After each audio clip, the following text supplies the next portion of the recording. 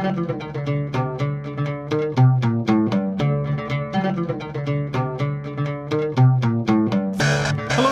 and welcome to the Sci-Fi Christian Book Reviews, brought to you by sci-fi-christian.com. I am Ben DeBono, here to talk to you today. Actually, before I start with what I'm talking about, it's a little echoey in here, so I don't know if the sound is going to be quite up to standard. I record out of my garage, which we are currently remodeling. This is like way more information than anyone wants to know, but we're remodeling into an office for me because I work from home in my day job. So everything's out of here right now. It's all cement, very echoey. Here, I'll give you guys a little tour. So there's some insulation, and there's the garage door. It's just a side garage. It's got to go down. So, you know, this should be an interesting project over the next month or so. But anyway, well, the part of it that is relevant to you, I guess, is number one, the fact that my audio quality might not be up to par. Number two, once the remodel's done, I'll have a little nicer area to record in. Hopefully, you're going to be able to up the production value on these videos a little bit. But for now, just bear with me, especially if the audio doesn't turn out to be as good as you might and I might normally expect from these videos. Okay, my home projects aside, here to talk to you today about the new Dan Simmons novel, The Abominable. And I was thinking about it right before I started recording, that I haven't been doing these videos too long, but in the time I've been doing them, this is the first time I think I've gotten to review a Dan Simmons novel, which means it's also the first time I've gotten to rave about how much I love Dan Simmons. He is hands down my favorite living author. I mean, there's a lot of authors that I love. I've loved reading Neil Stephenson stuff this year, as you know, if you've been watching these reviews. I'm a huge fan of his, and have really gotten into him this year. I'd say he's right up there. You know, I could list off, Neil Gaiman's another one. I love, Ocean at the End of the Lane earlier, might be my favorite book of the year. That was just a great novel. But if I could only read one living novelist, and I'm stipulating living because, once we start expanding it out, you got Shakespeare, Tolkien, and C.S. Lewis, and Homer, and Dante, and all these guys, and we're not going to go there. But if I could only read one contemporary novelist, it would be Dan Simmons. I think he has written some of the best novels of the last 20 years. His ability to jump from genre to genre to genre, but still have it always feel like you're reading a Dan Simmons book is incredible. His ability to write stuff that is just meticulously researched, but really makes you think and feel and draws you into the story, is very unique. He doesn't write bad books. There's a couple I would place, I kind of three tiers of Dan Simmons. His best of the best, his great books, and then his good books that are by no means bad, but not quite up to par. I'd put things like Darwin's Blade and his Hard as Nails, Hard Case trilogy, or whatever it's called, into that category. But most of his stuff is great or, beyond great, which I need to work on my descriptors, apparently, because that's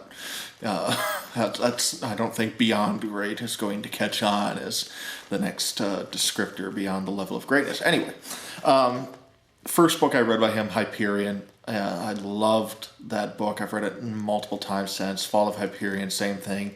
Love his Ilium and Olympus. I had a chance to meet him when he was on his Olympus signing tour. Had that book and Ilium autographed, as well as my copies of Carrion Comfort and Hyperion. I also have a copy of Crook Factory that's autographed, not from that signing, but just found it in a bookstore that way. And so I'm a huge fan of his, huge admirer. My favorite book of his, and here we are getting more relevant to the book at hand, so just bear with me. I had to rave about Dan Simmons a little bit. My favorite book of his is from a few years ago, actually, The Terror. I think The Terror is an absolute masterpiece. Very few books have blown me away and affected me as deeply as The Terror did. I think it just underscores everything that he can do so well. I remember when it was first announced, I was kind of a little wary about it because I really wasn't sure that I wanted historical fiction from Dan Simmons. I'd rather have some, another horror novel or another science fiction novel. No, this was the novel he needed to write. It is his masterpiece. Better than Hyperion. It's better than Carrion Comfort. It's better than Summer of Night. It's better than Ilium. All those are great books. Those are best of the best books. This one's better. And so when it came time for The Abominable, and I saw that announced, I was really excited because this book looked to be in a similar vein to The Terror. Kind of a historical thriller, if you will, with kind of a adventure survival element involved. So I was really, really looking forward to this book. First because it's Dan Simmons, but then also because it looked to be, this is something similar to The Terror. I'll say right off the bat, this book is not as good as The Terror, but again, like I said, neither is Hyperion or Summer of Night or Carrion Comfort or any of those. But it is a great, great novel. I really, really love this novel.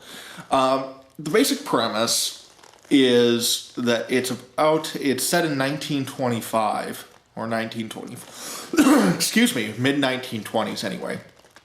And it's about an expedition to Mount Everest.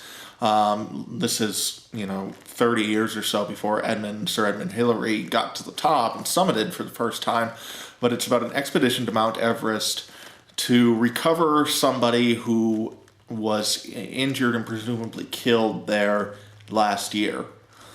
And it is a slow read in the sense that it is very careful to develop everything from the characters to their motivations to their climbing techniques.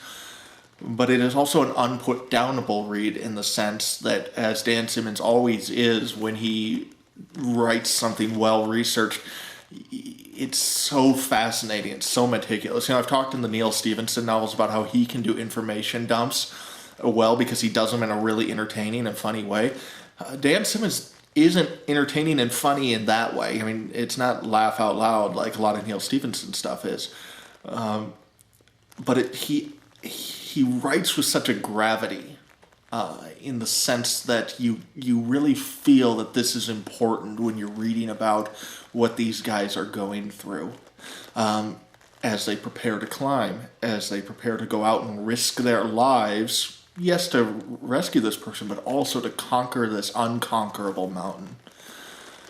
This book reminds me of Ernest Hemingway a lot. I love Ernest Hemingway. And Hemingway is able to capture that trait of masculinity. And again, I don't want to, as I've mentioned when I've brought up masculinity before in other videos, I don't want to exclude women from this, but I do believe it's a predominantly masculine trait to conquer the unconquerable, to do something like climb that mountain because you can. And Hemingway, I think of the old man in the sea, hauling this fish back, even when it's clear that it's going to be worthless by the time you get there.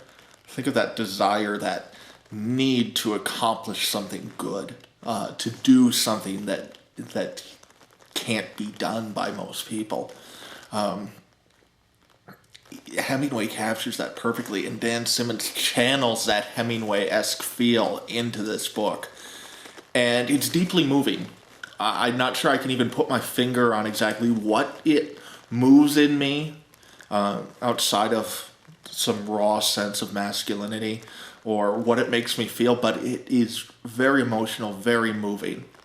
A couple months back, I was visiting a friend out in Seattle, and we were hiking in the Enchantments area out there. And, I'm in decent shape. I bike a lot, but I'm not a climber, so that hike nearly killed me. It was like a 4-day hike. We gained something like 6,000 feet of elevation, and then, of course, lost it all on the way down, as you do on a round-trip hike.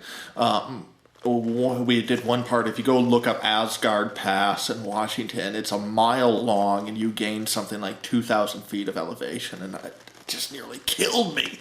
But I was thinking of that hike as I was reading this book, because it's like, okay, am I ever going to go climb Mount Everest? No. I just don't have the ability for something like that. But I get it. I totally get it, because when you're out there doing something and it's miserable and you want it to be over with, but yet it also stirring something inside of you as you're doing something that is really beyond your abilities. And this hike was in many ways beyond my abilities, but pushing myself to that limit that I didn't know I had, and going when I wanted to give up, awakens something inside of you. And Dan Simmons captures that so well in this book. And I think that that's such an incredible trait. When an author can capture something that is in many ways undescribable, and I'm trying to, tell you about it, but the only way you're really going to understand what I'm saying is if you think of an experience in your life that's similar, where you were pushed like that, especially in a physical, grueling, athletic type of way. And if you've been through that, you know what I'm talking about. That there's a sense where it goes beyond description, and you're tapping into something that is raw and powerful, and deeply masculine for us men. And certainly, I don't know what the feminine experience of it would be, but certainly women would have a similar experience there. But speaking as a man, a deeply masculine experience.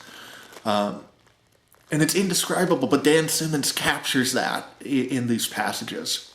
The title hints at the possibility of a monster, obviously Abominable Snowman later on in the book.